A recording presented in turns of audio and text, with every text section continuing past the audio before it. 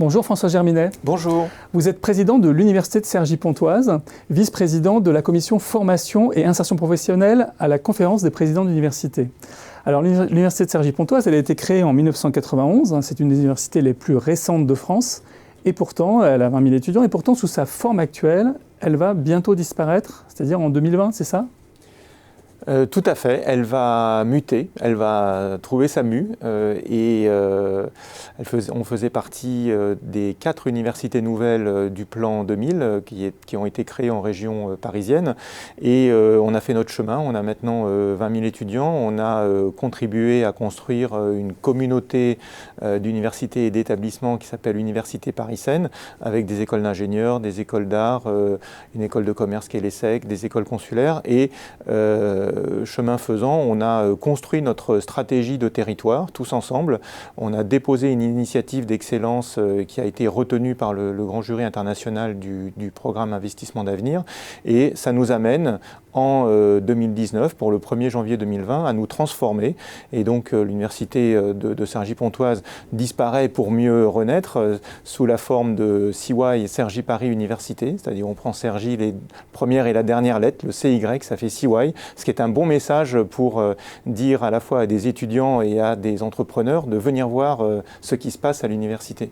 Alors qu'est-ce que ça va changer concrètement, donc ce regroupement que vous faites avec les écoles, ce rapprochement dans le fonctionnement de l'université? Alors d'abord, on crée une nouvelle grande école à la fois d'ingénieurs et de parcours d'économie-gestion à l'intérieur de l'université qui va former à peu près 1000 diplômés grande école, donc ce qui n'est pas rien.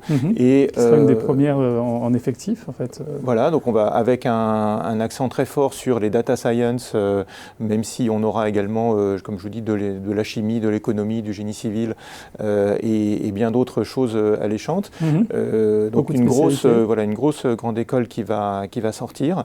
Et puis nous intégrons 2 écoles, une école de sport, l'ILEPS, et puis une école de santé sociale qui est l'EPSS, comme établissement composante. C'est la nouvelle ordonnance du 12 décembre 2018 qui nous le permet. Donc on le fait et ça permettra à ces écoles de cheminer sous l'ombrelle de l'université. Et rejoignant les écoles que vous avez déjà, puisque vous avez Sciences Po Saint-Germain-en-Laye, qui est le dernier des Sciences Po de région qui est alors Sciences Po Saint-Germain-en-Laye est un Sciences Po que l'on coopère avec l'Université de Versailles-Saint-Quentin en Yvelines et qui, bien sûr, est dans notre giron d'école. Et puis l'ESSEC, qui est aujourd'hui la Business School de l'Université Paris-Seine, sera associée à cette nouvelle université. Donc finalement, on se transforme, on est une espèce d'université d'école, ce qu'on est un petit peu aujourd'hui et ce qu'on continuera à être. Et donc l'objectif de ce regroupement, c'est à la fois de mettre dans le même ensemble des très grandes écoles et des formations beaucoup plus professionnalisantes que vous opérez déjà. Oui, alors les formations, les écoles opèrent des formations professionnelles. Par exemple, l'école de santé sociale est très tournée vers la formation professionnelle et ne fait quasiment que ça. Donc on intègre dans notre environnement à la fois des parcours grande école comme on les connaît, et puis des filières très très professionnelles. On veut vraiment continuer à adresser la diversité des publics. On a besoin de ça pour les premiers cycles et puis en même temps s'adresser au niveau international avec des formations en Afrique et en Asie. Et maintenant sous le nom bientôt donc de Cergy Paris Université ou en anglais CY University. Voilà, tout à fait. Merci beaucoup François Germinet d'être venu nous en parler sur le plateau de Xerfi Canal. Avec grand plaisir, merci.